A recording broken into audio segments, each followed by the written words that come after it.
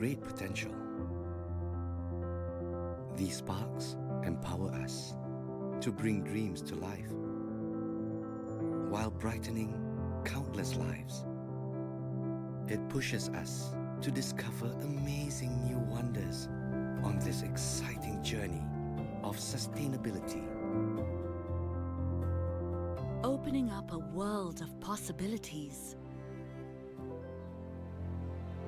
through greener and cleaner technology. On this continuous journey to a greener planet by 2050. We are saying no more coal, and yes to greener ways that light up our homes. Nature provides us with an abundance of good.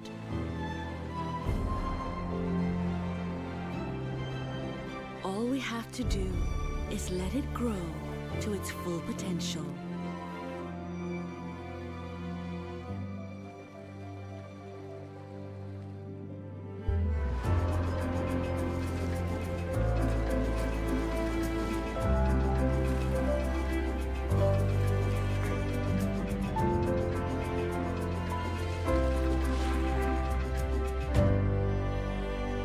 Can we do it? Yes, we can. This means making the right choices, no matter how hard. We're making lives brighter and the world better. Shining a light on who, what, and where.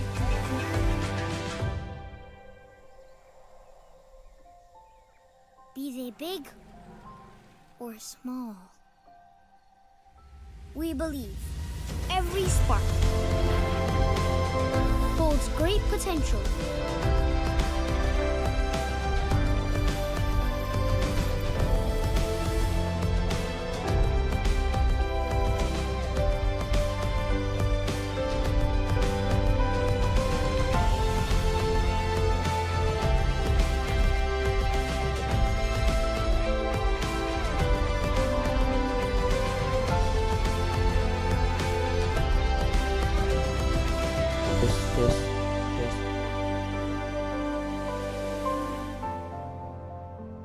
Testing. Hello. Together, Testing. with our good energy, Testing. 1, 2, 3, we'll 4. continue Test, to test. spark every potential. We can find today. To make brighter tomorrows a reality.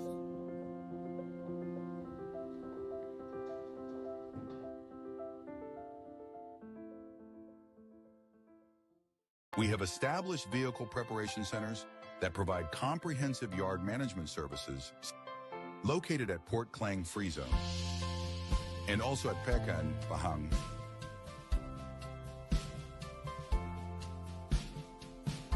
We provide complete yard management services such as vehicle receiving,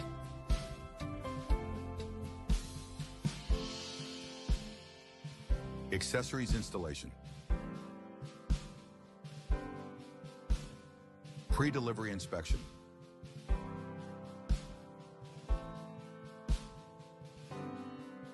and many more.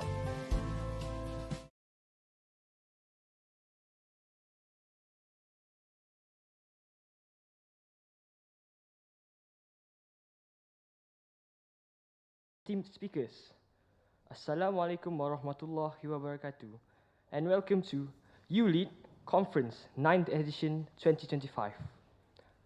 I, Muhammad Fawaz Ridwan, will be the moderator for today's event.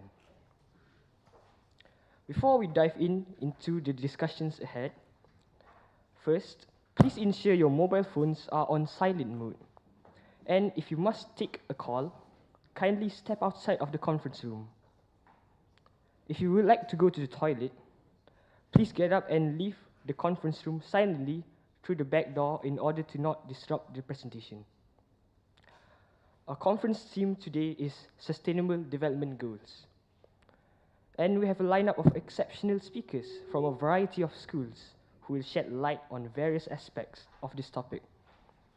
We encourage active participation so don't hesitate to ask any questions during the Q&A sessions. Without further ado, let's introduce our esteemed judges throughout the day. Firstly, introducing Dr. Daud bin Muhammad from Engineering Faculty, Deputy of Civil Engineering, Unit 10, the Chief Judge for ULEAD 2025. Next, Mr. Muhammad Haziq Afnan bin Hamizi, an executive in corporate ventures at Tenaga Nasional Berhad, TNB. Lastly, Madam Umaymah binti Muhammad Idris, academic lecturer from the Language Department of IPG Campus, Ipoh. As for the first session that has begun during the morning, 7 out of the 13 schools have presented, which leaves us with the remaining 6 schools. Our participants in these sessions are from Sekolah Menengah Tuanku Muhammad Faris Petra, Sekolah Seri Putri, Sekolah Tuanku Abdul Rahman, College Yayasan Zaat, College Tuanku Kursia, and Sekolah Menengah Kebangsaan Perempuan Seri Aman. Before we start, a little reminder during the Q&A session. There will be questions from the judges first. Then, we will open the floor to other participants as well. Please raise your hand and wait for the microphone before asking your question. Keep your questions concise, and remember that all speakers have a limited time, which is 5 minutes for the Q&A sessions. There will also be a timekeeper in charge of keeping track of the time. When the bell is rung once, the 8-minute timer will begin marking the start of participation's presentation. When the bell is rung twice, it indicates the start of the Q&A session. Finally, the bell will ring one final time, indicating the end of the participants' round. The participants are also encouraged to use the microphone since there will be a live recording of the presentations. Let's move right into the highlights of today's program. Please join me in welcoming the representative from Faris Petra to kick off the conference.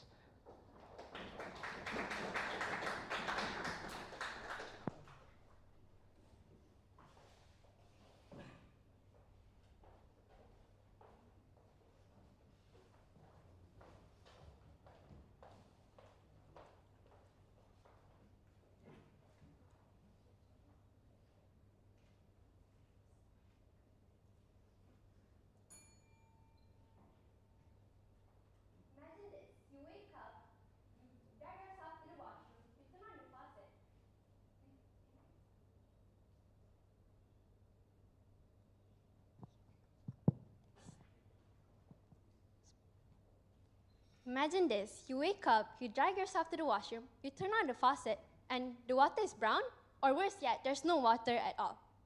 Frustrating, right? Now imagine how it would be like if you were to live life like this every single day. This is actually a real issue called water scarcity, and it is a global issue who torments 1 billion people worldwide. But before that, Assalamualaikum warahmatullahi wabarakatuh, I bid to the honorable judges and members of the hall today. I'm Khadija Zahra, your presenter, and this is Nit Nurin, my teammate. Today, we are proud to represent Sekolah Menengah Sains Tuanku Muhammad Faris Petra on the presentation Clean Water and Sanitation. This is one of the most important sustainable development goals. Without wasting my time any further, let's start off with the introduction. Clean water and sanitation is one of the most basic human needs. It is sad then to think that some people don't even have enough water to comply for their daily needs. Now, access to safe and affordable drinking water, proper sanitation, and hygienic facilities aren't just for good health, they're also for national development. Now, without clean water, a nation will be stagnant in terms of its economical growth. Now, let's delve into a few aspects. Number one, let's talk about health. Clean water is actually very important since it reduces the risk of diseases like cholera, typhoid, and also diarrhea. So when people are healthy, they can contribute to the current workforce today. Now, number two, let's talk about industry. Now, industries, most of them need clean water for their processes, meaning they need stable water system for industrial development. without clean water, industrial development will be hindered and so will people's income. Now let's address the elephant in the room today. What are the obstacles and hindrances of a clean water solution? So the main issue globally here is actually leaky pipes. So there are several factors regarding leaky pipes, one of them being aging infrastructure. So aging infrastructure is basically because we rely on outdated pipelines, unprofessional labor, and rush installations.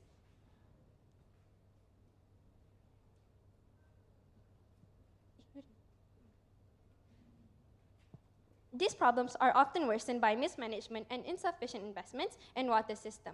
Hence, these issues continue to threaten public health, hinder development, and worsen the condition of the environment. Now, let's take a look at these alarming statistics today. Clean water scarcity. 1.1 billion people around the world lack access to water. 2.7 billion people find water scarce for at least 1 month per year. And 2.4 billion people suffer with inadequate sanitation. With news regarding unsafe water kills more people than disaster and conflicts, it is clear then that water is actually a luxury that most people cannot even afford. So, ladies and gentlemen, these are not just numbers on the screen. This is a warning sign telling us to pay attention to this serious issue today. Now, let's move on to what are the impacts of water distribution and mismanagement. Number one is delayed maintenance and repairs, which basically just hinders the development of infrastructures. Number two is water loss, in which, according to an article by Lip Times, 3 billion liters of water is actually wasted due to leaky pipes. Hence, this is actually a problem because the water that is wasted could be supplied to those who are actually in need. And third is wasted resources, where it is actually quite costly to fix a leaky pipe. And fourth, increased health risks because of contamination of water. Moving on to our objectives. Our objectives today will be simple. One, we want to strengthen water distribution system. Two, we want to protect public health. And three, we want to ensure access to clean water. Last but not least, we want to contribute to sustainable development goals. Now, if we can send robots to Mars, why can't we send robots to underground pipes? Hence, we introduce to you our solution, the Smart Patch Drone. This is basically a small drone designed to roam underground pipes to detect leakage and also to fix the patch within the pipe itself. We believe that with our solution, we could actually dwindle the issue of water scarcity. Now let's discuss regarding the features of our Smart Patch Drone. Number one would be the design. The design itself is actually hydrodynamic so that it could move smoothly underwater. Number two, the usage of HDPE for the material of the drone. HDPE is actually a petroleum thermoplastic, where we chose it because one, it's durable. Two, it could resist underground pressure. Three, it is actually eco-friendly. Now moving on, ultrasonic waves detection. We basically use ultrasonic to accurately detect leaks. And next, we use graphene and epoxy spray sealant, more specifically graphene oxide and marine-based epoxy for the patch itself. And next is time and cost efficient. Now let's compare the cost for industrial pipe repairment and our drone. So in terms of the industrial repairment, it costs about 20,000 to 100,000 to repair a small leak, whereby for our drone, we estimated for about 15,000 from the materials to the cost, labor, and the warranty itself. Now moving on to how exactly does it work. Okay, first off, it'll enter the pipes through existing entry points, such as manholes or vaults. And once in, the drone moves autonomously with the help of AI-based pathfinding algorithm. What AI-based pathfinding algorithm is basically we use ultrasonic sensors, and once the ultrasonic waves hit the wall of the pipe, it'll actually send signals to the AI of the drone, and the AI will process where to move and so on. Next, the drone emits ultrasonic waves that will detect leaks. So basically, the drone itself will emit ultrasonic waves, and when it hits a location that is leaky, the waves that reflects back will be distorted. Hence, that is how they detect leakage. Fourth, the drone will apply graphene and epoxy solution that will be sprayed onto the leaks, and after applying the spray, the drone will emit ultrasonic waves to dry and cure the patch, and once done, the drone will continue monitoring the pipes as it moves along. Now, how exactly do we help to achieve our objectives here? Number one is improve maintenance and response time, since traditionally it actually takes quite a long time to fix leakage. Number two, it extends the life of aging infrastructure. Number three, it reduces water loss and contamination. And fourth, it supports public health and contributes to the SDGs. Now let's focus on our smart patch drone and how exactly does it contribute to our SDGs. Number one, it contributes to SDG 6, clean water and sanitation. Specifically target 6.1, safe and affordable drinking water. Target 6.3, improve water quality, wastewater treatment, and safe reuse. Target 6.4, increase water use efficiency and ensure fresh water supplies. Next is we also contribute to SDG 9, specifically target 9.6, facilitate sustainable infrastructure development for developing countries, and target 9.7, support domestic technology development and industrial diversification. Last but not least, we also contribute to SDG 3, good health and well-being, where specifically we fulfill the target 3.3, fight communicable diseases, and target 3.4, reduce mortality from non-communicable diseases and promote mental health. And last but not least, target 3.9, reduce illness and death from hazardous chemicals and pollution. In conclusion, our smart patch drone makes clean water more accessible for public health and environmental sustainability and national development. Synchronously, we also contribute to SDG 3, SDG 9, and SDG 6 for the sake of a better environment for all of us. That's all from us. Thank you.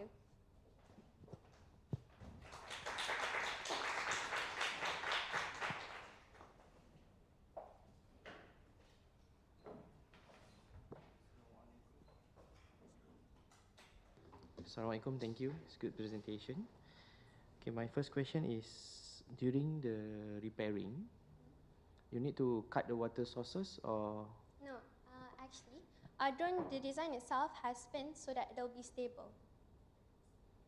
Already inside the pipeline? What do you mean by? It has wings. It has wings? So during, that means it's a leaking. And then you put the drone inside the pipeline. You not cut water flowing. Still. No, we won't. The drone will enter the pipe through already existing entrances. How you want to enter the drone without you cut it, the water source still flow? You know the concept of water? The most difficult method to repair is water pipe, because you need to close the gate first and then you repair. Right? Yeah. It's okay. Pass to my. That is the engineering part of the how to repair the pipe. It's not easy to repair pipeline. It's a good idea. You want to put the drone inside the pipeline, but inside the pipeline, the flow rate is very high, you know, because not all the pipeline in Malaysia, we use a water pump. They use a gravity. Gravity is quite high. Okay, it's okay. Thank you. Hello. Wonderful presentation just now. I would like to ask about how the costing gonna benefit the people who gonna do the maintenance compared to their usual routine now.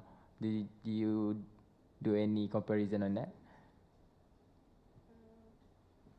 Does that mean the comparison of the workers' income?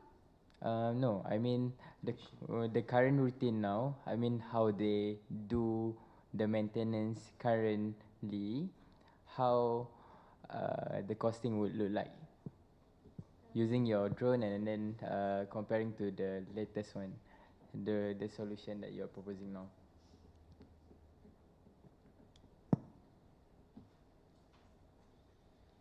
Well, in my opinion, I believe that our drone will save costs, since you won't actually have to recheck the patches manually, since the drone will continue monitoring the pipes.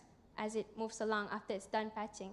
So you won't need to spend you won't have to spend money multiple times on the drone itself. How are they going to get their source of energy? I mean, to move around, to do the work. So our drone uses lithium battery as the main power source, and then there is a small turbine inside the drone itself to generate renewable energy to use so that the lithium battery can be recharged by the renewable energy itself. Okay. Any question from the floor? Anyone would like to ask question? Any question from participant? If I'm not mistaken, you already briefed that you need to ask question, right? Betul? Ah.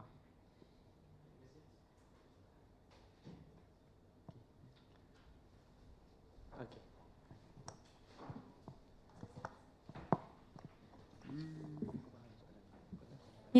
Have you like allocated a certain price that you'll be selling it in the market? And also, how will the funding work out if you want to like solve it on a bigger scale?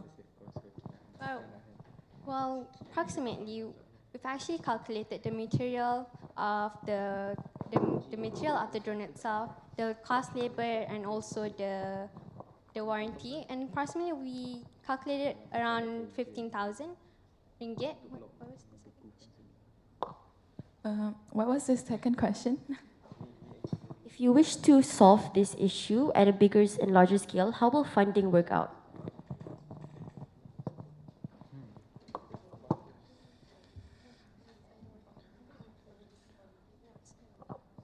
So maybe the government will fund the funding. Government funding. You are from? We're from Kelantan. Company apa yang handle air? Oh, wait.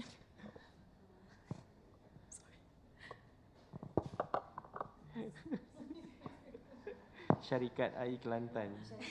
No, I'm sorry, I misunderstood the question. Yeah. Oh, the water supply in your State. State. Syarikat Air Kelantan is a company, it's not government. Okay. Okay, thank you. It's okay. All right. Thank you.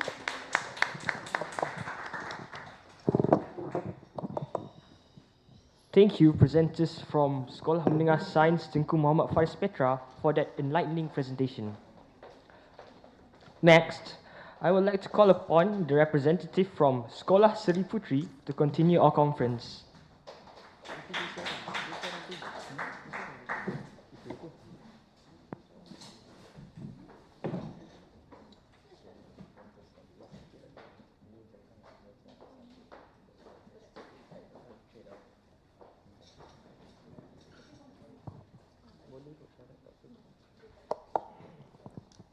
Subhanallah.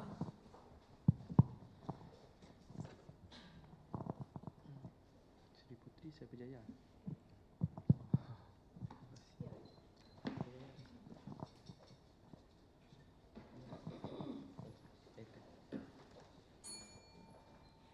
What if I told you that the carbon and methane released from Malaysia's industrial waste sector in 1 year alone is enough to light up an entire city?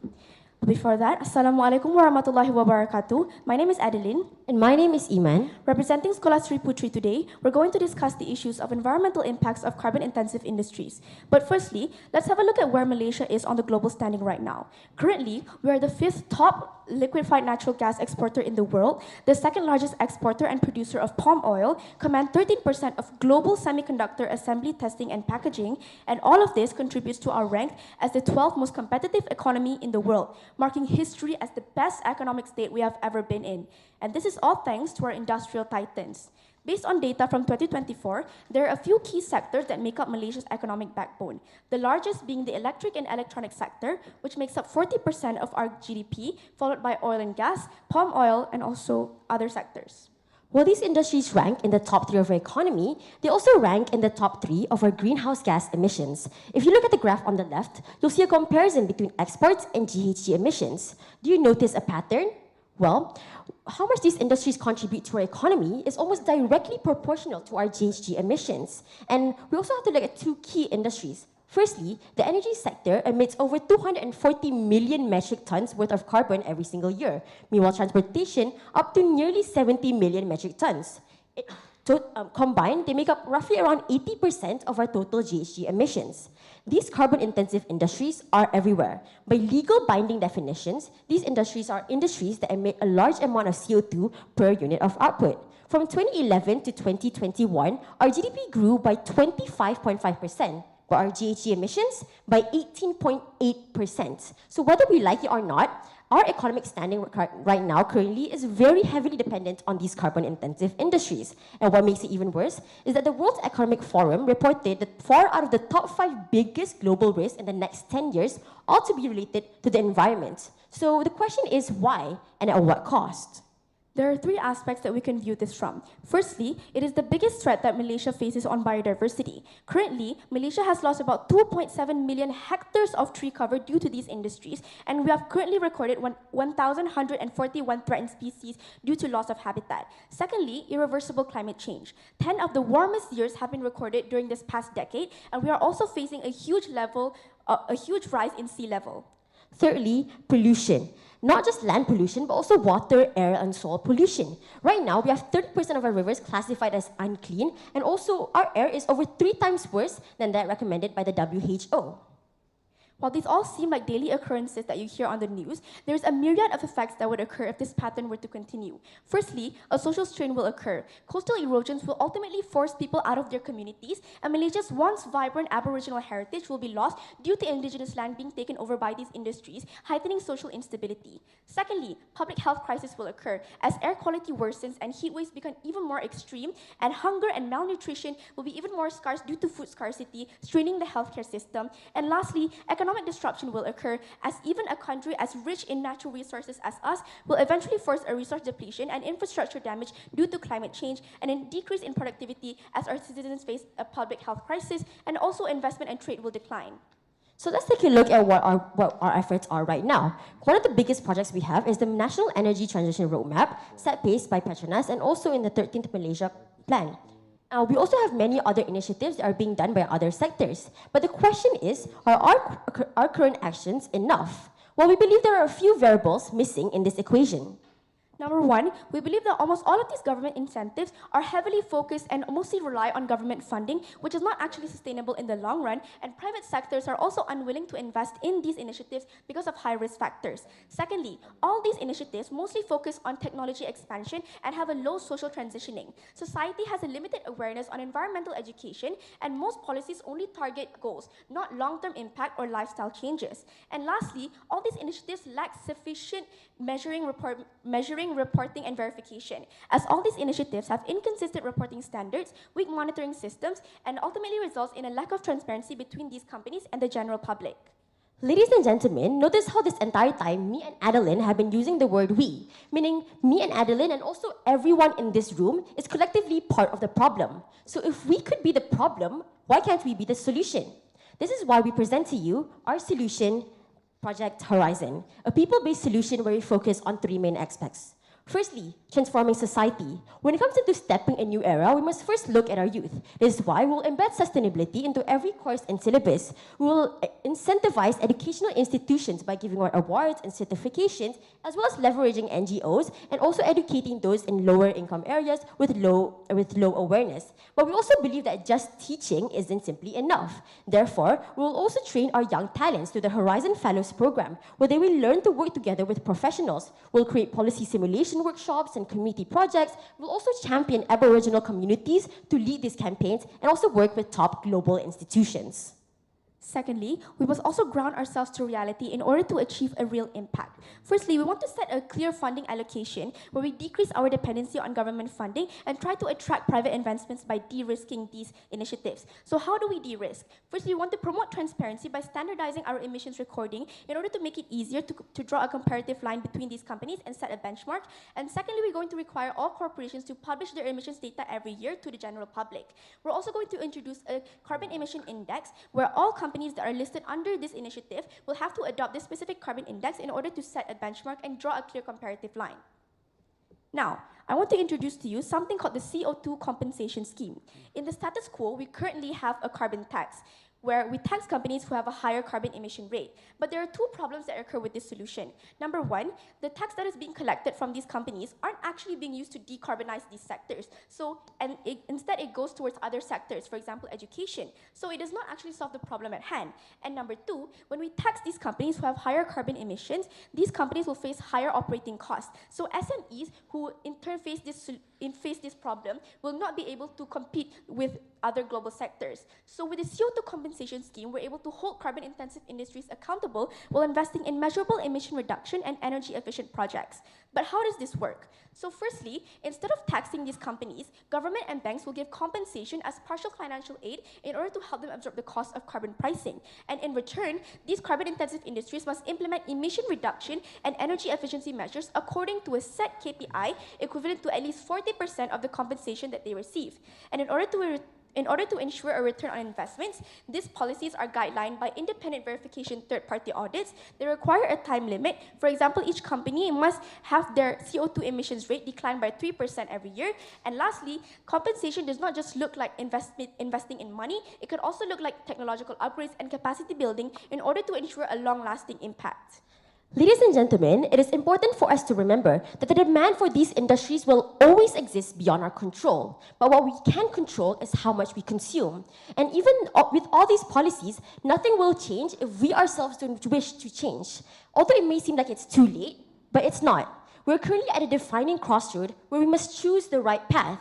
We need systematic reforms that are supported by all layers of society. So choose the right path, expand your horizon of thought. Thank you, that is all from us. Any questions?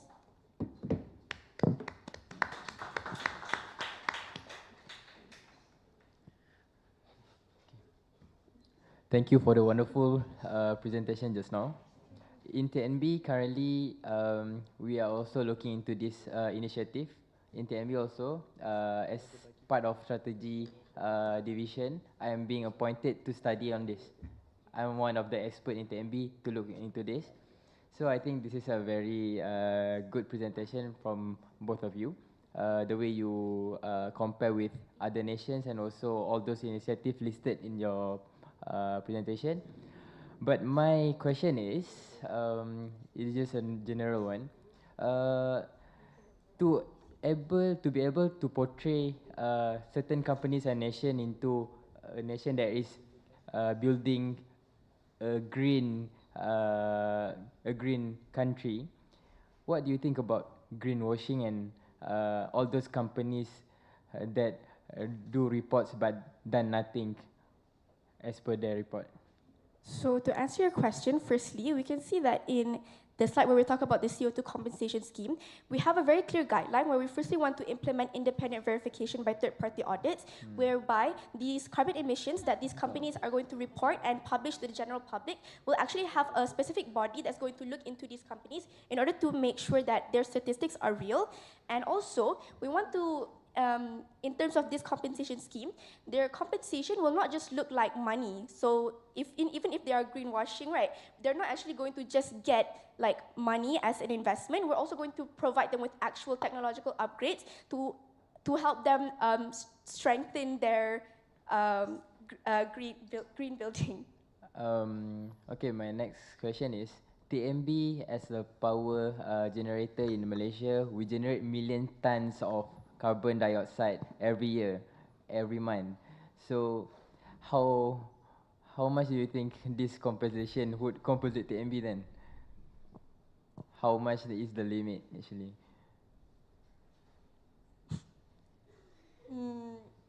How much they willing to pay TMB for millions of things that they generate? Okay. That's a very specific question, but in order to give a general response, because I'm not an economist, but as we've spoken about before, Malaysia is currently at a peak point in economic standpoint, whereby we're gaining we're gaining millions of ringgit from these carbon-intensive industries, right? So I think that in order for us to be able to implement this, there's going to be a clear funding whereby at least, I would say, 40% of the money that we receive from these carbon-intensive industries will be put into this compensation scheme.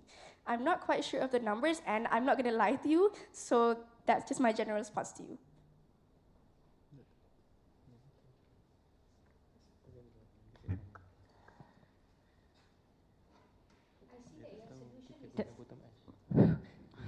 I see that your solution is actually policy building, meaning this is the policy that you are suggesting to the government. Yes. All right. Okay, that's all. Can you give some maybe idea why Malaysia doesn't really have a carbon tax yet as compared to European countries? I think because our economy right now is really heavily dependent on these carbon-intensive industries, and right now we're using these oil and gas and LNG industries mostly as our main generator of income. So for us as a country, Malaysia, to transition into a country that relies more on being green and everything, it comes with a lot of cost, and currently we don't really have that current cost. And that's why also we're also a country that faces a lot of problems with different sectors like education sector and also the health sector compared to Norway. Yeah. Compared to Norway, so we actually took the example for Norway. What Norway does is that the carbon tax that they tax to these industries, the tax is then going to be used for for these sustainability related aims. Meaning, but in Malaysia, we use the tax for education and everything because our education system itself isn't entirely perfect, and other sectors itself isn't entirely perfect. So I think when it comes to sustainability and achieving these goals, it doesn't just mean directly just solving the problem within the sustainability scope. I think it means also we have to look at other sectors as well, because at the end of the day, to solve a big issue like this, it comes into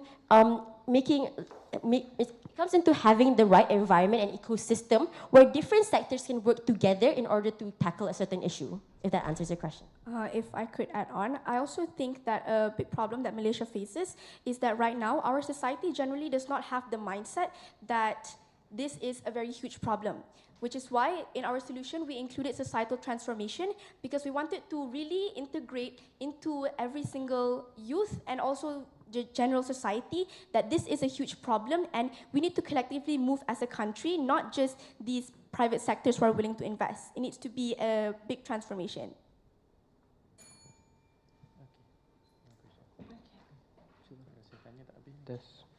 Thank you, Sekolah Seri Putri, for the excellent presentation.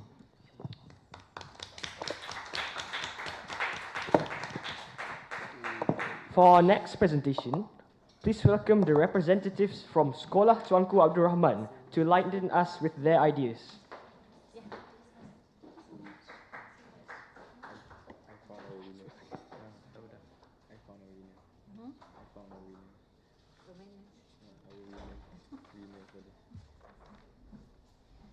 Sebab both teams balance.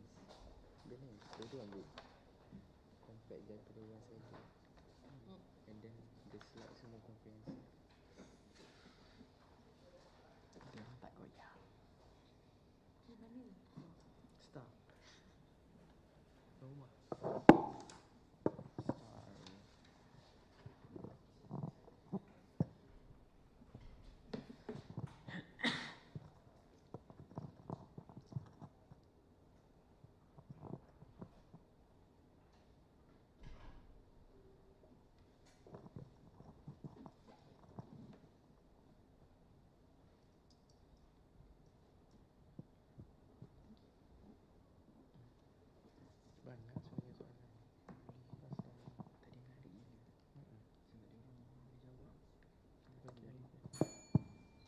Assalamualaikum and good evening to all fellow participants and judges.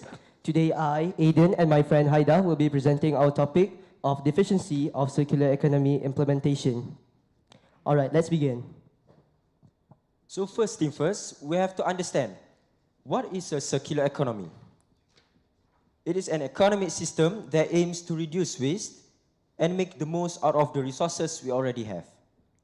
It is built around the 4 R's, which is reuse, reduce, recycle, and regenerate. Now, as some of you may be wondering, what does it mean to regenerate?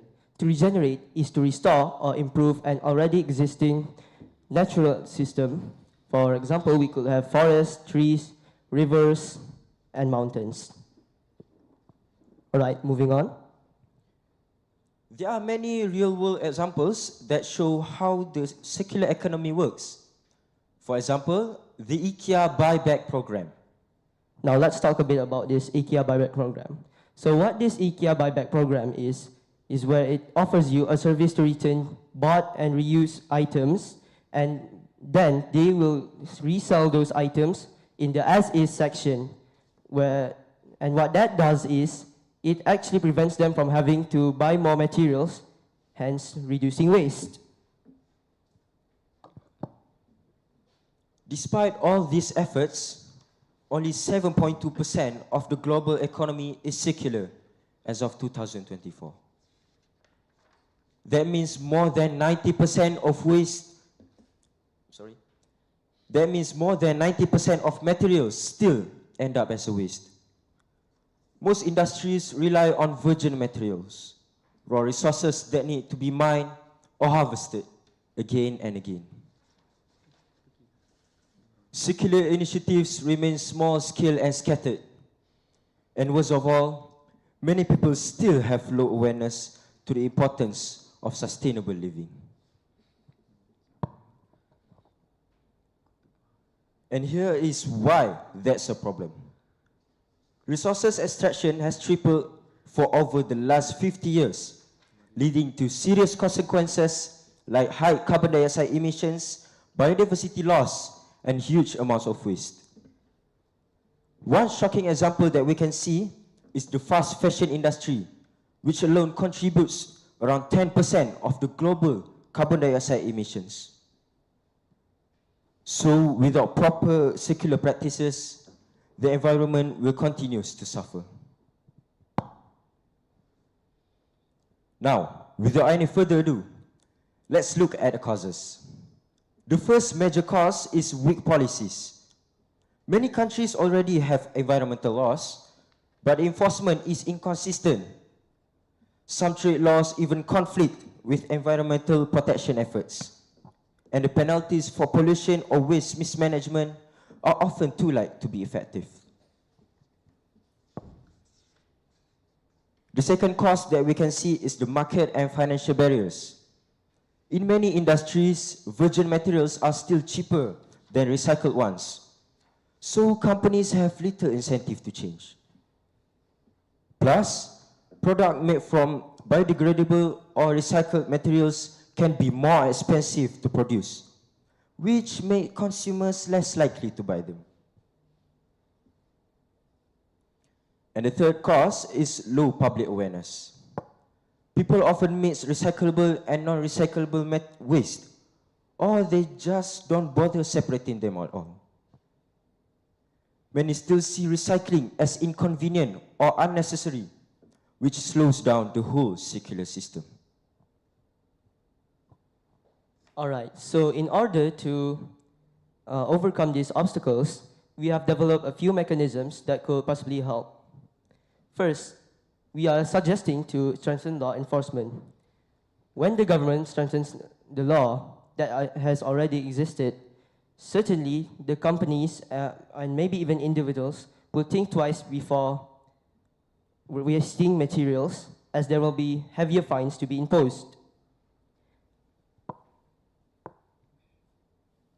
And next, our second mechanism will be to increase public awareness and education. Schools, NGOs, and media should definitely educate citizens on waste separation and recycling practices. Because of this, sooner or later, it will definitely implement a habit or maybe even a daily routine inside the citizens. And finally, our third mechanism is a program that we have thought of. Another day, another waste. It is something creative, a program called Another Day, Another Waste. In this system, different types of waste are collected on specific days. For example, Monday could be glass day, Tuesday paper day, and Wednesday aluminium day. These simple routines help people get used to sorting waste properly while making recycling more efficient for authorities. And so, here's why these solutions work best. When you combine all of these, starting from the policy, finance, and technology, we are able to get a few more benefits, starting with law. Through law, it will definitely encourage the community to take part and be more aware of our surroundings, as we are actually nearing global warming. And next, through environmental, we will definitely have less waste and much more lower carbon emissions. And finally, equity. When everyone participates, surely it will become a habit amongst citizens. So to top it off, I have something to say. Change doesn't happen overnight, but every step from government reform to individual action brings us closer to closing the loop. And it's just as the saying goes, Rome wasn't built in a day. Thank you.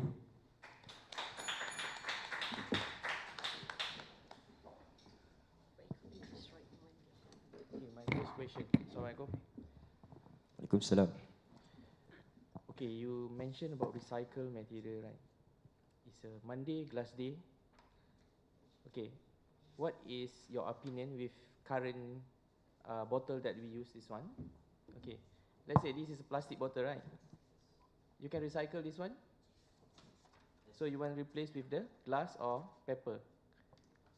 How about if paper, you not recycle it, you just use, you still your attitude, like nowadays attitude, you just throw it, you mix with the other rubbish. Is it benefit to the environment or not?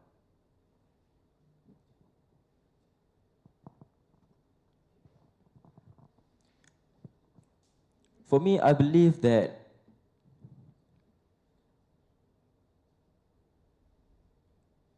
like we can see from the WIP policy slide that we have come to making the policies more strong so that I'm sorry. Excuse me, could you please come again? I couldn't exactly comprehend fully what you were trying to ask. Okay, my mind, in my mind, I keep thinking whether we want to change the material or we want to change our attitude to recycle the material. Oh, Yeah. so we actually would like to change our attitude. But you propose change the material now. Hmm? You change to propose to the paper. Right, if we still use a bottle, plastic bottle, if all the people in Malaysia, in the world, know how to recycle this plastic bottle, that we need your policy? Still we need your policy?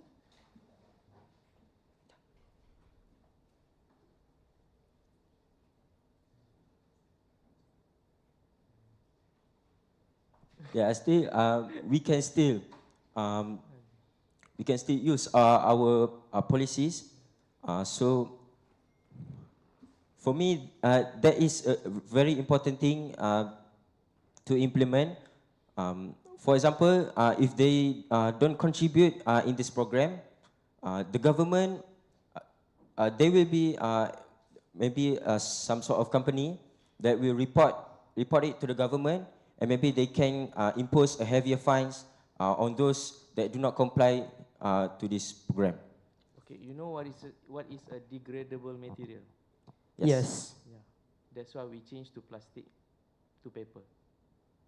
At least if we still have a bad attitude, the paper is degradable. That's why we need your policy. Right or not? Sort of. Yeah. Okay, thank you from me. I have a question. Currently, I think in Malaysia we already implement reduce, reuse, and recycle. Also, the policy backed by a heavy policy, meaning that all the household in Malaysia, when they want to throw out the trash, they need to have the separation of the waste materials according to their elements lah. So I just want to know how, because also there will be penalty will be imposed to people that are not following and complying with the policy. So how can you be so sure that your policy people can follow and also implement properly? I see. So actually, for that problem, we've actually prepared more of a reward system, you know. So technically, to those that actually comply, they can actually sell the waste that they have collected to us, and we will fund them. Who gonna fund the reward? It actually depends because we actually plan for this program for most companies to create it for the customers. Okay, that's it for me. Any question from participant? Okay, we give to ladies first. Sister first.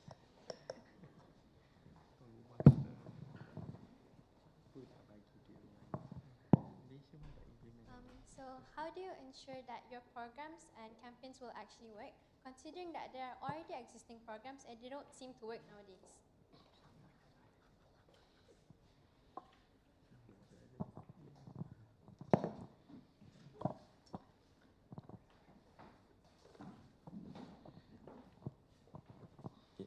As I said earlier,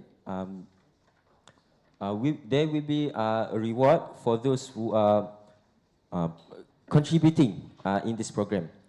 And there will also be, the government will also impose a fine to those that are not cooperating in this program.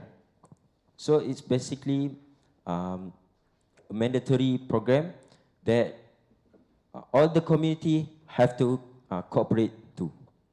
That's all for me. But my opinion, if rather than you give reward, better you find it. You find those people not separate their. Using punishment system instead of rewarding. I think that works better. After, what happened after reward already finished, so I think works better. Okay. Thank you, Sekolah Tuanku Rahman, for the wonderful presentation.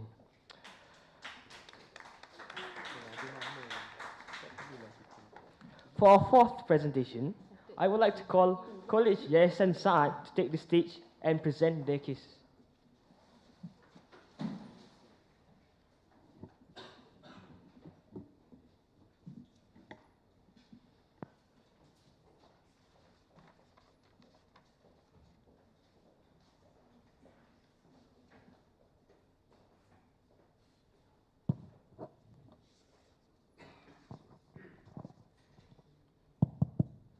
Test. Ladies and gentlemen, we're on a tightrope between progress and peril. In 2020, a single cough on one side of the planet silenced classrooms on the other. Borders closed, economies froze. But not because we lack medicine, ladies and gentlemen, we lack knowledge. Ignorance is contagious. Therefore, the next pandemic will not be solved in laboratories alone, but in classrooms, communities, and conversations. Assalamualaikum warahmatullahi wabarakatuh, and a very good evening I bid to the judges and everyone present here today. We are College Yayasan Saad. This is the structure of our presentation today.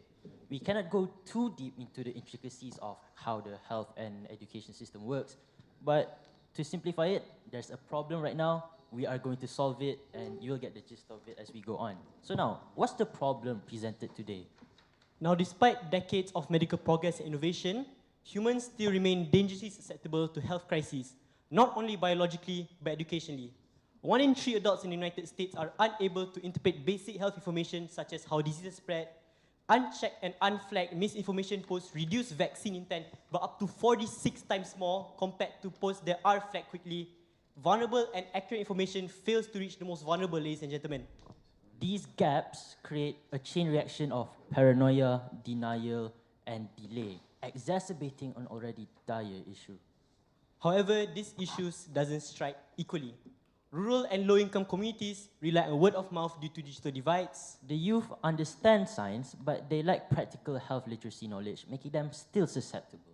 And the elderly face digital misinformation due to not having enough digital literacy.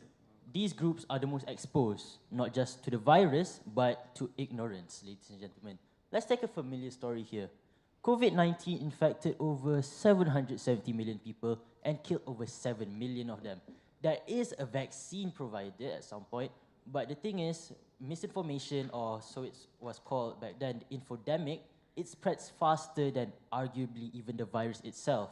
Science provided the cure, but it doesn't matter if society doesn't understand how to use it. Now, on a brighter note, Taiwan, 1984.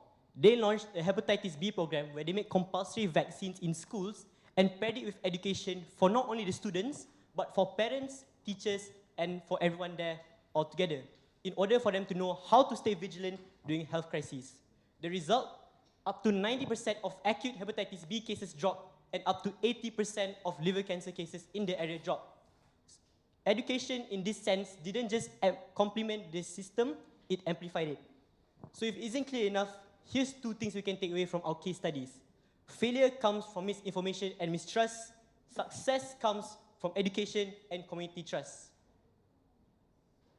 But of course, right, if it worked so well in the past, why isn't it the global norm? 3 reasons provided here. Firstly, curriculum overload, as in schools prioritize exam over other practical life skills such as health literacy. Secondly, bureaucratic fragmentation, as in the ministries of health and the ministries of education in status quo, they rarely collaborate to educate the people. And lastly, reactive funding. Governments spend a lot on treatment, sure, but in the process, they overlook actually spending this money on preventing the disease in the first place, thus still causing the issue to persist. So ladies and gentlemen, to solve this issue, we give to you CONFEX, the Community Integrated Health Education and Rapid Response System. Think of it as a bridge between schools, health workers, and information responders, ensuring that the most accurate and most valuable information gets transmitted around the globe faster than any virus and any misinformation ever could. Now, there are 3 pillars to CONFEX. Firstly,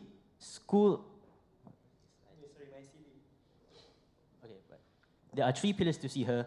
Firstly, school-based curriculum. In status quo, you learn about health through science, mainly biology. I don't learn from 4 yet. But you mainly learn about your bodily health and some practical knowledge a little bit. What CONFEX does is they integrate and emphasize health literacy. This looks like prevention, treatment, and hygiene, things like that. What this is important for is so that these students will not only learn about your body and your health, but how to apply this health knowledge so that you can respond to a disease, infection very effectively. Secondly, community health workers. In this one, local health workers are trained and they will relay this medical advice towards the community in a cultural and relatable message in order to bridge trust. It's common sense mainly, but an Oxford study shows that you are more likely to believe messages that are relayed from people of close proximity to you because you trust them more. And lastly, infodemic rapid counter units. Teams that detect and debunk misinformation as soon as possible via SMS, radio, social media, in order to make sure that accurate information is spread to as many people as possible. Together, these create a vaccine, not against the disease itself, but against ignorance.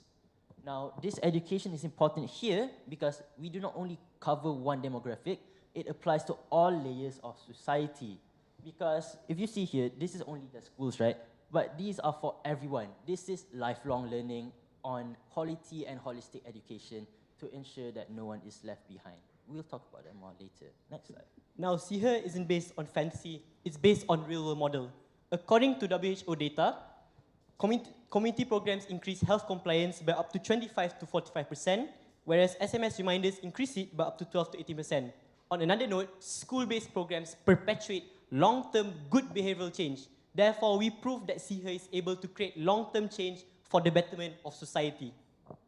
But of course, it doesn't matter if it's not possible in real life. So, we tell you, CIHA is feasible for one simple reason.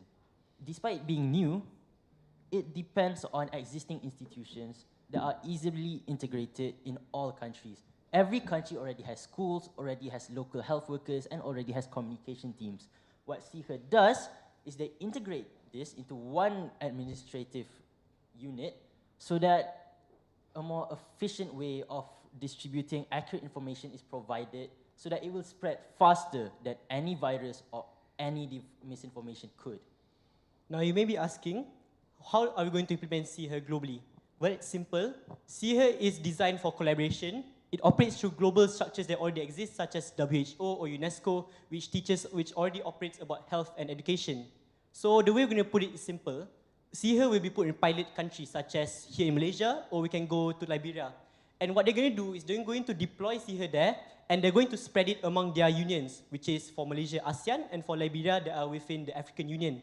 And from then on, countries around the globe will look at the successes, the measurable successes of CIHA, and will adopt it because they want it better for the betterment of their society.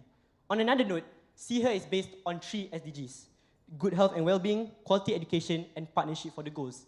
Make no mistake, countries want to do things and want to adopt certain policies and certain changes because they want to achieve SDGs altogether. So these 3 are more than enough to make them want to adopt CIHA. And of course, if we're talking policy, of course we're talking about the government too. So how do we convince governments? Simple. It is suitable with everything governments want. Cost efficiency, stability, and measurable impact. It's not just a moral responsibility, it's a strategic advantage because it proves that these governments protect and are prepared for their citizens while also spending less money. Now, unlike existing solutions that already target one domain, such as health, education, or communication, CIHA unites all 3. It's the first preventive framework that provides social immunity before a biological one is even needed. Because prevention isn't about medicine, it's about mindset. So here's what we think CIHA can achieve and is capable of achieving. First is increasing vaccine coverage. Second is reduce misinformation. And of course, most importantly, save lives. Not just in developed countries, but also developing countries and other disenfranchised communities in all over the globe. We tell you here that CIHA will make big impacts. We don't quantify them here for one simple reason. Even if one life is saved through CIHA, it already shows you that CIHA makes the world a better place. And trust me, CIHA will save lives. So, let's return to where we began. We're on a tightrope between progress and peril. And education is our balance pole. Where every student understands affection, every teacher becomes a messenger of truth, and every community trusts science. Therefore, no virus will ever surprise us again. Because the next vaccine won't be created in a lab. It will also be taught in classrooms. Ladies and gentlemen, CIHA. Thank you very much.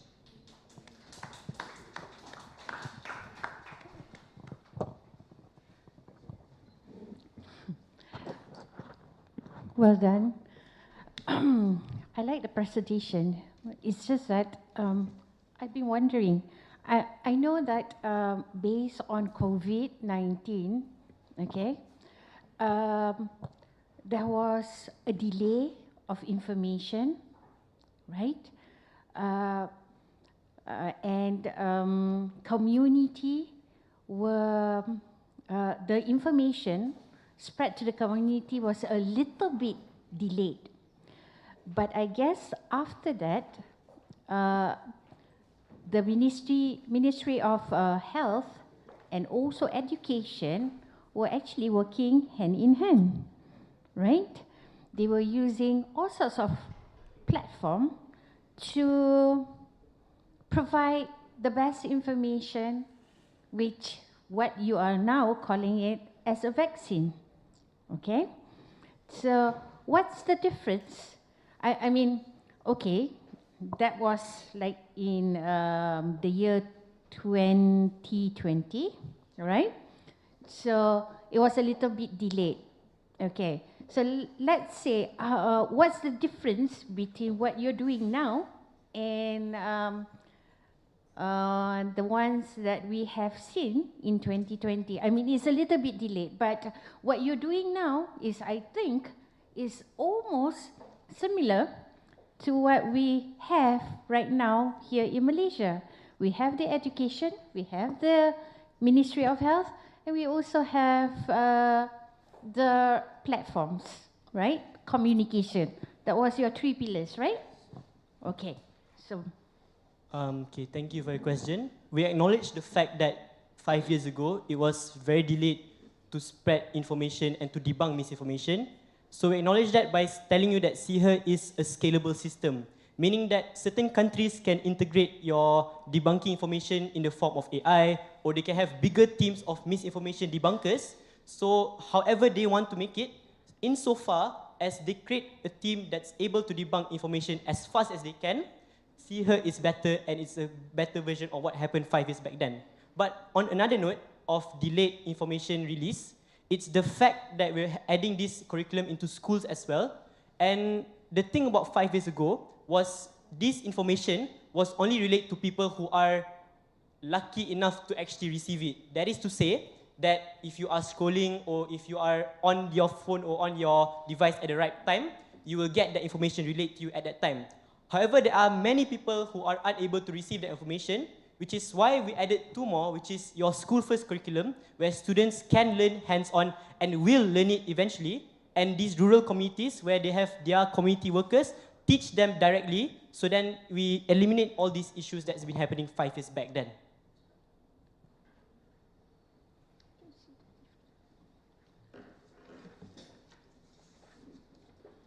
You know what is My Sejahtera? Is it different with you, your apps? Can you relate it, the differentiate?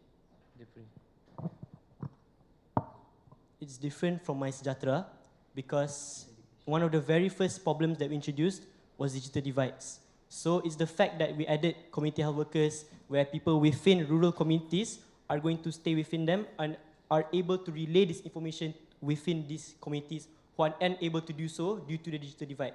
Because My Sejahtera is an app for people who have the devices to actually have the app. So with our community workers, they are able to fix this issue of digital divides. On another note, like, most people take vaccines. People who don't take vaccines, a fair demographic of them is because they are skeptical. That's why we talk about local health workers, because these people will believe more from someone they actually know, someone they actually trust, someone they can actually communicate directly through, compared to the Ministry of Health, Ministry of Education, someone like that. That's why CIHR is different than My Sejahtera, because CIHR isn't just about the government and what they want, it's also about the community and the people in the community helping each other.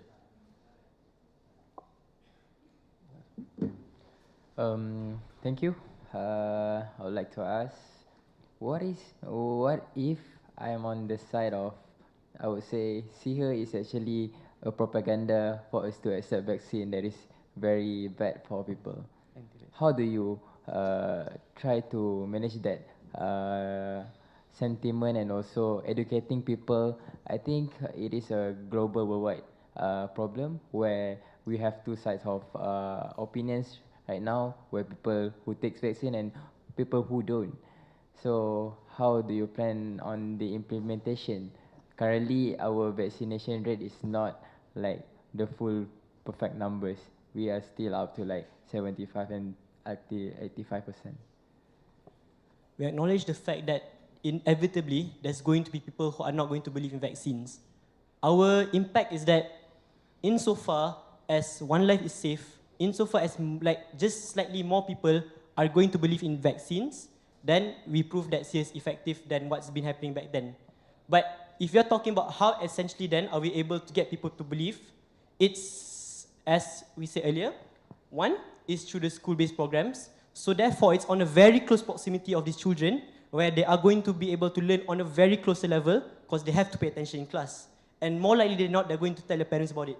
Second, about these community health workers, as my partner said earlier, Oxford studies show that if you're in a closer proximity with these people, you are more likely to believe these people and you're more likely to follow on what they're saying.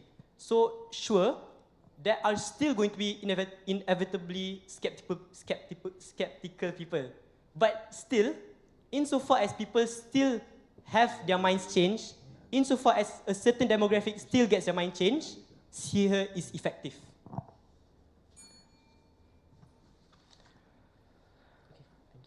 A round of applause for College Yayasan Saad on their wonderful presentation. Now, I invite the fifth presenter from College Tuanku to continue our conference session this afternoon.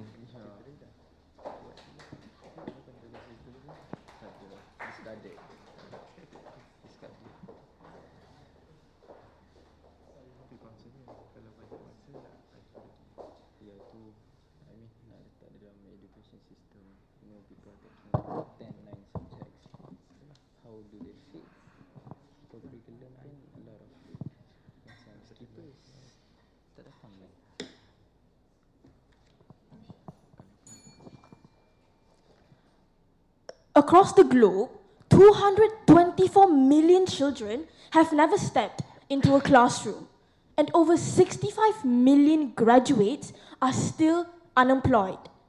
Assalamualaikum and a very good day I bid to all judges and members of the floor. I'm Lydia Kistina. And I'm Adrina Harisa. Today, we will be talking about SDG 4, Quality Education, under the theme, The Renaissance of Resilience, the Coming of a Thriving Nation, with the topic, Education's Role in Economic Prosperity. Without further ado, what is economic prosperity? Although there are different definitions that can be found, there are three key pillars that are shared by various experts.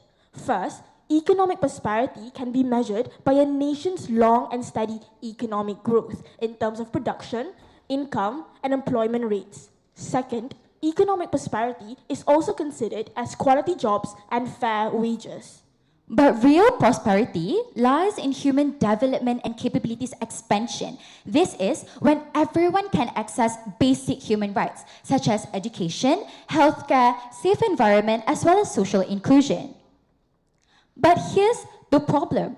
These rights are not evenly distributed around the world. Until today, millions of children still face unequal access to quality education, which is most prevalent in third world countries. And even those who do attend schools faces another challenge, a skills mismatch between what is taught and what the economy actually need. Now, why does this happen? Because we underinvest. Most developing nations allocate less than 4% of their nation's GDP into education, which is below UNESCO's recommended 6%. This insufficient budget leads to a limit of infrastructure, as well as a lack of learning resources, and it also results to teachers being underpaid, which would obviously make them feel demotivated. Furthermore, then there's also the outdated curriculum, in which the current curriculum overemphasizes theory to the point that it neglects technical and entrepreneurial skills, which would leave the youth today unprepared for the real job market. Furthermore, with low completion rates for secondary and tertiary education, it provides us with insufficient skills to facilitate for our nation's economic growth. So ladies and gentlemen, all of these difficulties to pursue education would then pushes families who are in poverty to prioritize their survival over their own education. To get the fastest escape route out of poverty, these people would then opt into poorly paid, insecure, and most often than not, dangerous labor work. But because of the fact that these works don't even pay much in the first place, these people would still be at a disadvantage and has low access to life necessities such as healthcare, sanitation, and nutrition. Women, in particular, bear the brunt in this inequality. Without proper education and family planning awareness, nations face rapid population growth and amidst low human capital. According to IIASA, women with higher education almost universally have fewer children than those without. For example, here, in the sub-Saharan Africa, the average fertility rate is still about 5 children per woman. So, overall, this chain of high population but in low income and poor health would then only result to the nation's GDP being reduced and the national productivity weakened.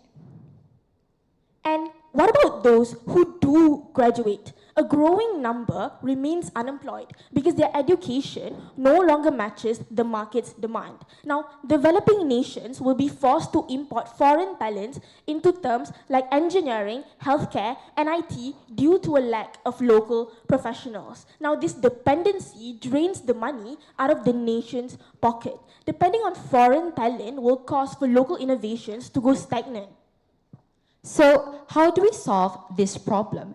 In order to solve issues that are already existent in the education system, we introduced the mechanism of policy implementation. Here are a few things that are consisting in our policy implementation. First, we urge governments to mobilize their domestic resources and commit at least 6% of their whole national GDP to be spent across all education levels.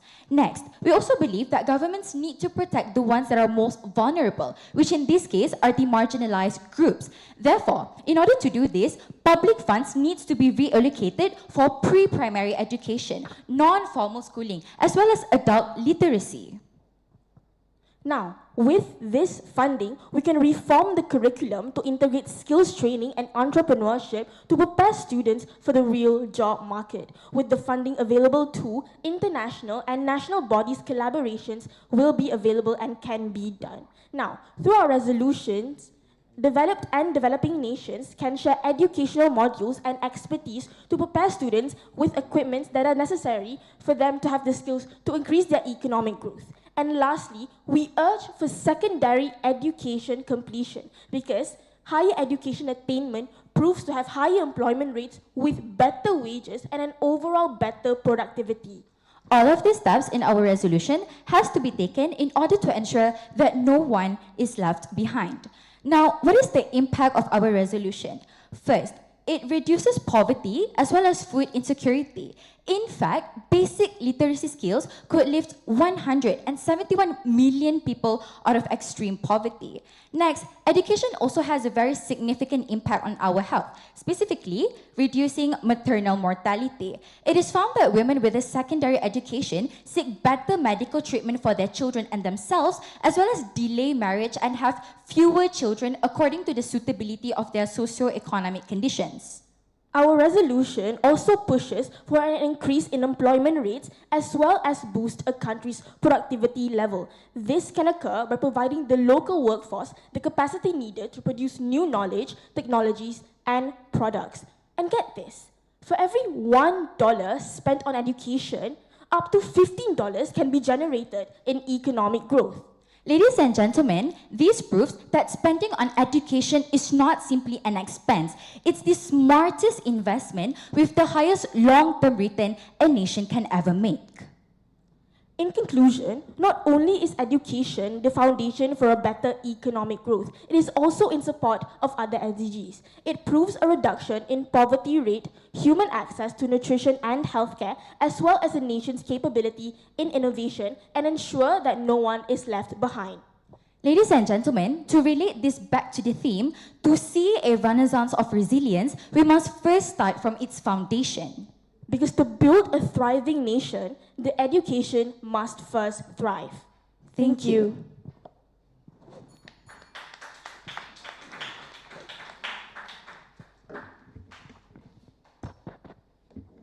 So you're suggesting a policy for for completion of the secondary school education? Yes. Which is already done by Kementerian Pendidikan Malaysia.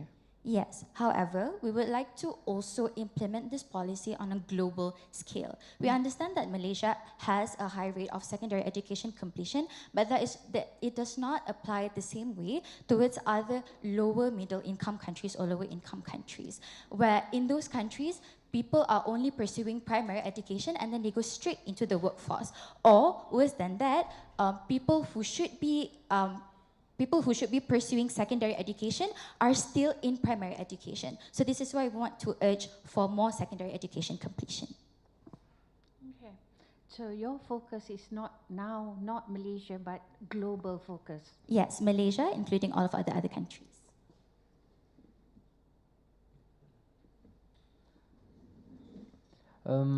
I think the implementation for Malaysia is quite easy. As per our education is quite have a solid foundation, but to implement this whole idea to other countries, we have around 216 countries or more, but 200 above. Not all countries are so lucky to have those solid foundation of education. So why do you think that this could be implemented the way that you think they should? We understand that some countries are underprivileged to implement this policy, which is exactly why in our policy implementation, we have already emphasized on global academic exchange, because global academic exchange does not necessarily mean just exchange of resources in terms of the expertise that we share, the educational modules that we share. We also believe that developed and developing countries should also collaborate between each other and transfer funds and their resources towards each other. Where does the fund come from? Then, because of the fact that this is a collaboration between two countries, so the funds would be first from an international body, and then other than that, it can also come between the governments of these respective countries. Because when you help another country, there's also this return of investment towards your country as well. So we believe that it is in the interest of multiple countries to collaborate and help each other with their education sectors. Any questions from the participants? Any questions?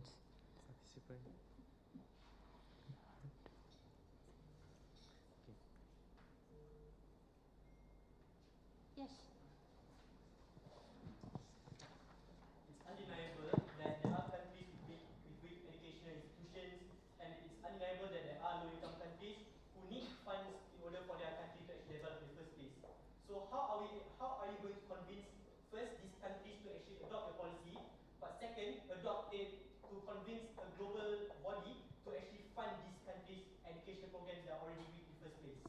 Okay, in order to answer the first answer, we believe that the proof of countries who rise from being a low-income country to being a middle-income or high-income country is already an incentive or a proof that that improving your education sector would lead you to a better economic status of your country in an international standing. So we believe that there is already a huge enough or a solid enough proof for low-income countries to invest more in their education sector, because they see that there are other countries who were like them once, but because of the fact that they improved and focused more on their education sector, they were able to climb up the ladder. But for international countries, for international bodies who needs convincing to fund this, we believe that it is already a moral obligation of international bodies to take care of the prosperity of people worldwide. So for example, we believe that international bodies should also focus more onto marginalized groups or people who are really underprivileged to access to education in the first place. So I hope that answers both of your questions.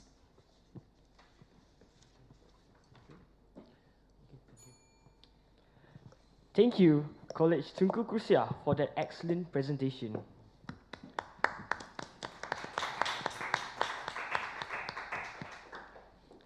Now, for our last presentation, please give a round of applause for Sekolah Menengah Kebangsaan Perempuan Seri Aman. You may take the stage now.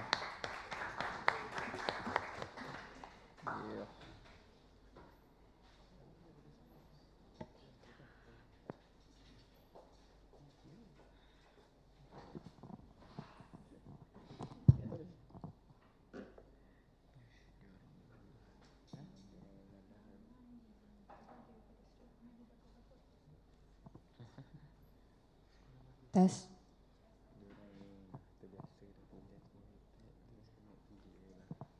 Hello?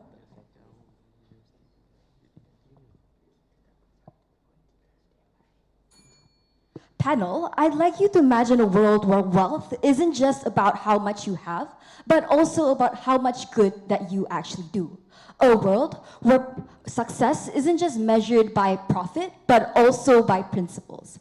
Now, as our Prime Minister, Dato Sri Anwar Ibrahim, often quotes Muhammad Nasir, the 5th President of Indonesia, jangan kita membangun sambil merobohkan kemanusiaan. Let us build our own nation without leaning down its moral foundation. And that is what we believe to achieve with our own policy, which bridges wealth with responsibility. And we would like to address the issue of wealth-based investors engaging in promising business ideas. But without further ado, we'd like to introduce ourselves. My name is Raida. And I'm Shazmin. First, we'd like to talk about the economic reality today in the global and local context. Around the world, we are seeing widening wealth gaps despite ESG progress. Promising startups lack access to ethical investors, and short-term profit focus weakens social equity. Simply put, values are missing in value creation. This is the harsh economic reality we are facing today, and with our policy, we aim to tackle this issue. All right, let's look into the problem even deeper. We have to understand that we're looking at the problem in both sides, meaning to say that both sides face two different challenges. And that is, first of all, ethical investors struggle to identify trustworthy ventures, and on the other side, entrepreneurs lack moral financial backers. These two problems tie hand in hand because there is no shared metric to actually measure quote-unquote trustworthiness. And this, henceforth, the economy rewards speed and not sincerity. So, what is the Madani policy? The Madani policy is both a policy and a platform that rates, certifies, connects ethical investors and ventures. It measures moral accountability alongside financial value, thus encourages responsible prosperity in hopes for a brighter future. So, what is our core intent? What is our vision and mission? And what would be our guiding principles in creating this policy?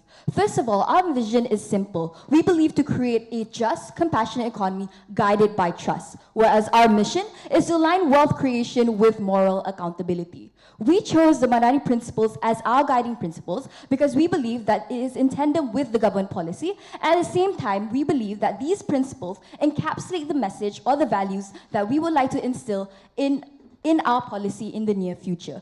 And as you can see, these policies have a highlight on care and compassion that we would like to instill, especially globally. The Madani policy works through the Madani Index, which is a process of several stages. The first being that investors have to go through an ethical audit. Entrepreneurs will then have to submit a fully online application. This application will then be scored by the Madani Venture Index. Tracking and recognition is then done, and the platform matches ethical investors and ventures. This creates a transparent moral economy pipeline. So moving on, to make this solution or policy practical, we have to understand the Madani scoring system. So how does it actually work? Each Madani pillar contributes between 15 to 20% to the total score of 100 points. And each Madani pillar has its own focus area. So this focus area is to address all the issues that might be faced by the investors, and that it would be, for example, environmental and resource management, socioeconomic inclusivity, and so on and so forth. So what the main question is what would these applicants need to have in their own application? So the standard things that they might need would be their company organization info, business model summary, annual report, business proposal, and the list goes on. But the main things that we are trying to look at is the SDG goals addressed, ESG practices adopted, HR policies, governance charters, community service or CSR projects, and even declaration of ethical standards. And this is because we would like to recognize or evaluate or see what would be the moral priorities of a certain venture or of a certain company, and to evaluate on how they would actually tackle these issues in the near future. The key stakeholders in making this policy feasible includes the investors, the entrepreneurs, evaluators, and the regulators. The investors, or whom we call the golden geese, are responsible in nurturing ethical growth. The entrepreneurs are impact-driven innovators. The evaluators are moral and financial integrity assessors, and lastly, the regulators, which is the government and the Madani councils. So how do you actually identify the right people, or the most suitable evaluators to evaluate these upcoming startups? First and foremost, we have to recognize that ethics and trust is multidimensional, meaning to say that we cannot just choose one suitable evaluator. So we decided to propose 4 different evaluators to evaluate these different companies or startups. First of all, we like to suggest existing ESG and financial experts to ensure transparency and measurable impact using global standards. And these are examples and analysts from Bursa Malaysia ESG Division and even Bank Negara Sustainability Unit. Moving on, Islamic and ethical advisors to uphold moral integrity and Madani principles in decision making. And for example, you can get scholars from IUM Sharia Advisory Council and so on. Moving on, academic and innovation experts, and that is to drive research-based evaluation and future-ready innovation. For example, specialists from Magic and even University Malaya Business School. And lastly, civil and social impact assessors. These are the main important people, and this is because they ensure real community benefit to prevent the main issue right now, which is greenwashing. Implementation of this policy is simple. We use a strategy called the phased rollout strategy, which is stretched over a period of 3 years. Phase 1 includes a national pilot program under the Madani economy. Phase 2 is the international level with the ASEAN and OIC expansion. And Phase 3 is the global integration via UN SDG networks. So what would be the policy tools and incentives that we would like to make ethics rewarding? How do we actually convince these investors to actually use our policy? And it's first to have tax incentives for Madani certified investors, government-backed co-funding schemes, exclusive access to vetted ethical ventures, and lastly, metaphorically speaking, having golden goose awards for responsible investors, but we'll come up with a better name in the near future. The global alignment of the Madani policy is simple.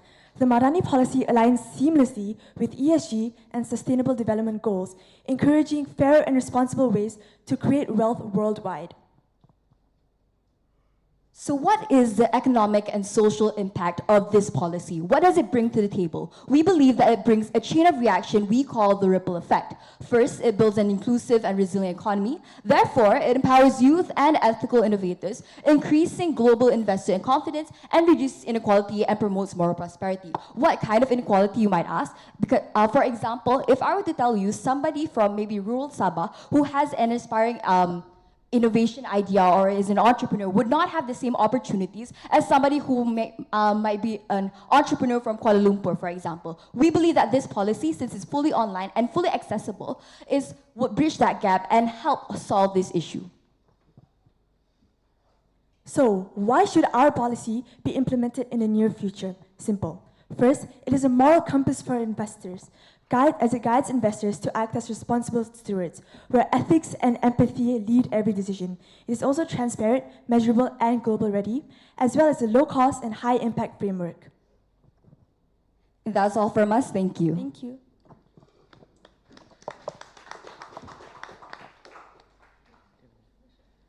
Okay, Assalamualaikum. I like your idea, but the name only Madani. Because of what? Because of current Prime Minister is provide a Madani, right? In the future, we don't know yet whether he still become our Prime Minister or not. So, for my opinion is better you change the Madani lah. That's just. But your policy is okay. Okay, I pass to. I do agree with Dr. Dawood. I mean, if it's for the present government, then yeah, go ahead with it, right?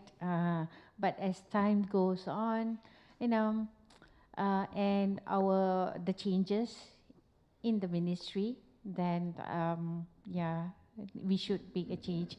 But the idea is good.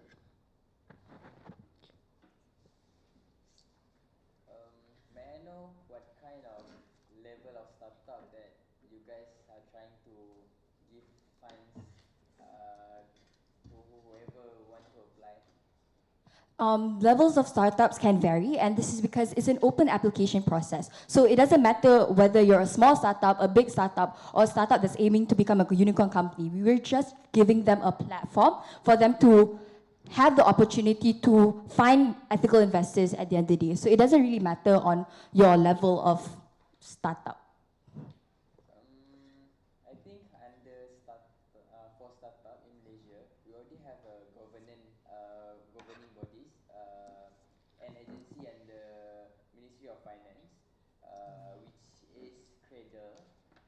also under Ministry of, I think, MITI. MITI. They already have those systematic database of startup in Malaysia. They got like 8,000 to 9,000 startup registered for Malaysia, and also they also offering the same kind of investing options as also opportunities. So I think what makes you different than them, because they're already an agency and well established. Thank you so much for your question. I understand that it might be similar, but what differentiates this policy with other existing policies is that this policy adopts care. The main thing is care and compassion and even ethics, because we understand that in creating a company or in maybe investing in a company, you have to look at the character of the founder. You have to look at how these companies actually have their own moral priorities and how these companies actually operate. And I believe that even with those existing organizations, I don't think they carefully address or carefully evaluate those issues, and we believe that it's different because it aligns with the ESG and SDG principles alongside the Manani principles, which emphasizes on moral priorities. So you get the best of both worlds. I myself as a startup, whenever I apply for investment or anything that could give me opportunity to expand my business as the startup want to grow, I think it all come to the return of investment. And then I think every startup started as something that is positive, but then how do you prevent your policy is not going to make a mistake, same as Fashion Valley. I mean, how your policy is going to manage that kind of risk. Thank you so much for the question. Within this policy, we will try to implement a mentorship program between the investors and also the startup founders, and this will actually guide them to maybe not repeat the same mistake. At the same time, because it has a clear guideline on the policy, clear guideline on moral foundations and everything, we believe that this would not only prevent that from happening, and we also believe that the regulation from the Madani Council and also the suitable evaluators would also be a good prevention from that actually occurring. Okay. Any question from the floor?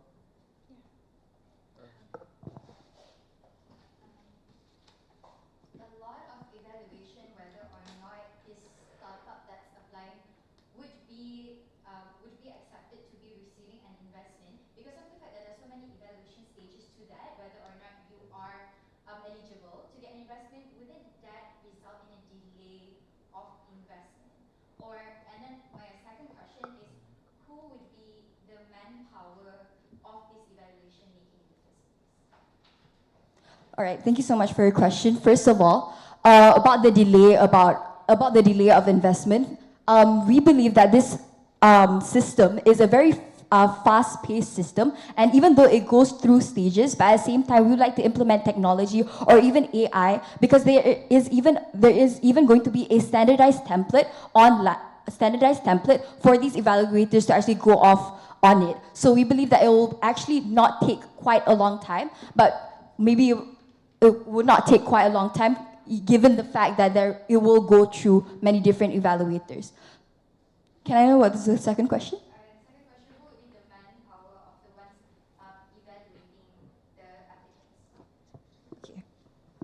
All right, the manpower of evaluating these applicants is the existing ESG and financial experts, and this is because, first of all, to actually evaluate this, you have to ensure transparency and to measure the impact of each and every venture. So we believe that these people are the most important, and this is because to actually start off evaluating, you need to measure the transparency and also to ensure that everything that goes towards this is clear and it has a clear guideline at the end of the day.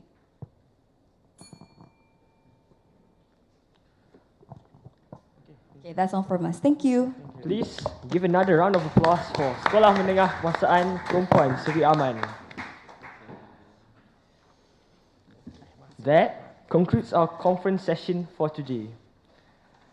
Participants and judges, it is our pleasure to also mention that for this session, we are honored to be joined by our Senior Assistant of Core Curricular Affairs, Puan Haja Norizah binti Muhammad Sabri.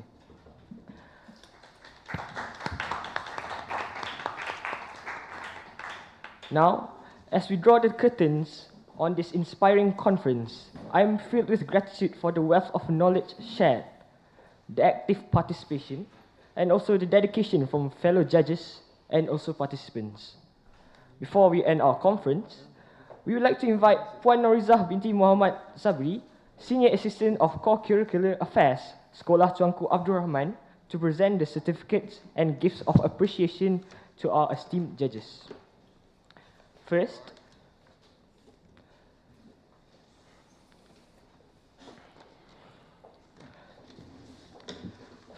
let us invite Dr. Daud bin Muhammad, the Chief Judge for ULEAD 2025.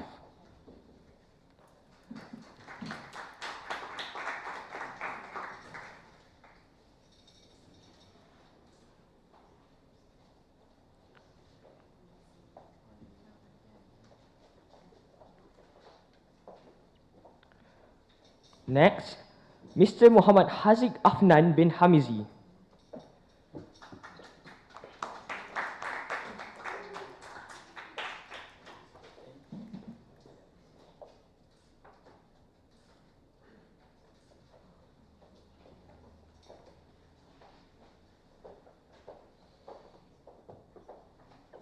Lastly, Madam Umaymah binti Muhammad Hidris.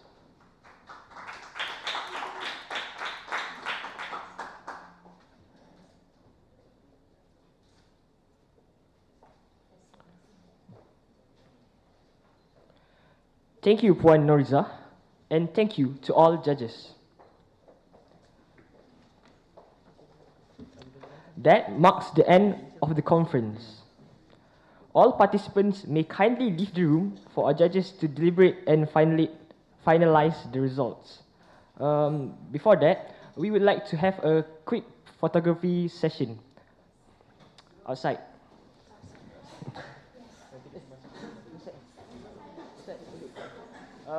I'm sorry.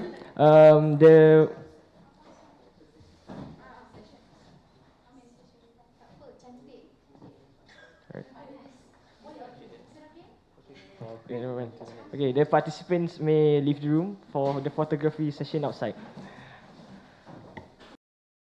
We have established vehicle preparation centers